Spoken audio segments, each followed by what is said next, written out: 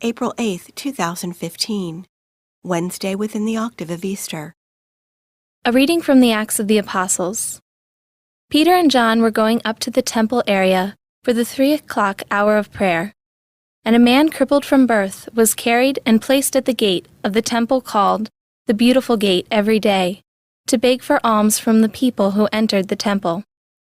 When he saw Peter and John about to go into the temple, he asked for alms.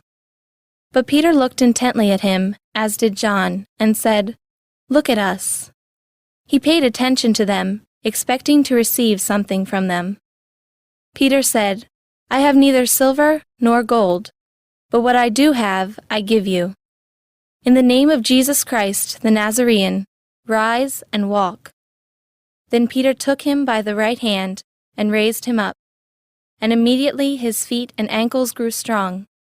He leaped up, stood and walked around, and went into the temple with them, walking and jumping and praising God. When all the people saw him walking and praising God, they recognized him as the one who used to sit begging at the beautiful gate of the temple, and they were filled with amazement and astonishment at what had happened to him. The word of the Lord. The responsorial psalm. The response is, "Rejoice, O hearts that seek the Lord. Give thanks to the Lord, invoke his name, make known among the nations his deeds. Sing to him, sing his praise, proclaim all his wondrous deeds. Rejoice, O hearts that seek the Lord. Glory in his holy name. Rejoice, O hearts that seek the Lord. Look to the Lord in his strength. Seek to serve him constantly. Rejoice, O hearts that seek the Lord. You descendants of Abraham, his servants, sons of Jacob, his chosen ones. He, the Lord, is our God. Throughout the earth his judgments prevail. Rejoice, O hearts that seek the Lord. He remembers forever his covenant, which he made binding for 1,000 generations, which he entered into with Abraham, and by his oath to Isaac. Rejoice, O hearts that seek the Lord. A reading from the Holy Gospel according to Luke. That very day, the first day of the week, 2 of Jesus' disciples were going to a village 7 miles from Jerusalem called Emmaus, and they were conversing about all the things that had occurred. And it happened that while they were conversing and debating, Jesus himself drew near and walked with them, but their eyes were prevented from recognizing him. He asked them, "What are you discussing as you walk along?"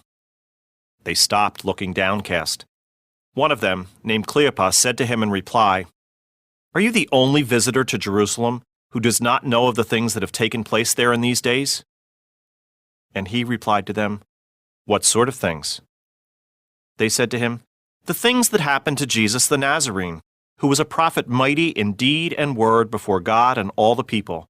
How our chief priests and rulers both handed him over to a sentence of death and crucified him. But we were hoping that he would be the one to redeem Israel. And besides all this, it is now the 3rd day since this took place. Some women from our group, however, have astounded us. They were at the tomb early in the morning and did not find his body. They came back and reported that they had indeed seen a vision of angels who announced that he was alive. Then some of those with us went to the tomb and found things just as the women had described, but him they did not see." And he said to them, "Oh, how foolish you are! How slow of heart to believe all that the prophets spoke! Was it not necessary that the Christ should suffer these things and enter into his glory?" Then, beginning with Moses and all the prophets, he interpreted to them what referred to him in all the scriptures. As they approached the village to which they were going, he gave the impression that he was going on farther. But they urged him, "Stay with us, for it is nearly evening and the day is almost over." So he went in to stay with them. And it happened that while he was with them at table, he took bread, said the blessing, broke it, and gave it to them. With that, their eyes were opened, and they recognized him, but he vanished from their sight. Then they said to each other, "Were not our hearts burning within us while he spoke to us on the way and opened the scriptures to us?" So they set out at once and returned to Jerusalem. where they found gathered together the 11 and those with them who were saying, "The Lord has truly been raised and has appeared to Simon." Then the two recounted what had taken place on the way and how he was made known to them in the breaking of the bread. The Gospel of the Lord.